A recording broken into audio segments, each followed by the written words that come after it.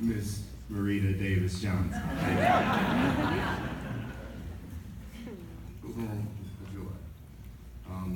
We've had a couple additions and changes to the program, as we can see. We're fortunate to have the executive presbyter for Presbytery Greater Atlanta, Jane Fahey, with us.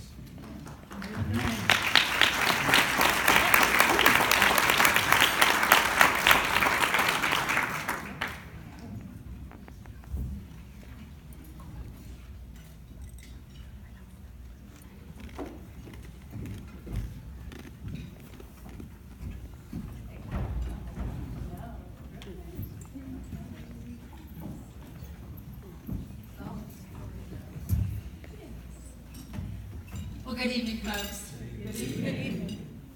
It's a real privilege to speak on behalf of the Presbytery of Greater Atlanta, where we have more than 92 congregations and more than 400 clergy. But Nibs, as you all know, because you're here, occupies a really special place.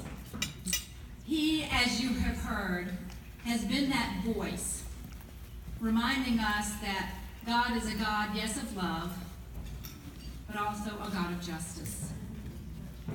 And if we want to move toward the beloved community that God intends for all of us, each of us has a responsibility to enact that justice. And so, as you've heard from all the prior witnesses in testimony to Nibs' ministry, Nibs has been that voice, that needed voice, pushing us and prodding us, and sometimes making us really uncomfortable. Because he has had that fire in his bones that Jeremiah talks about. The fire in his bones to speak that prophetic word when it needed to be heard.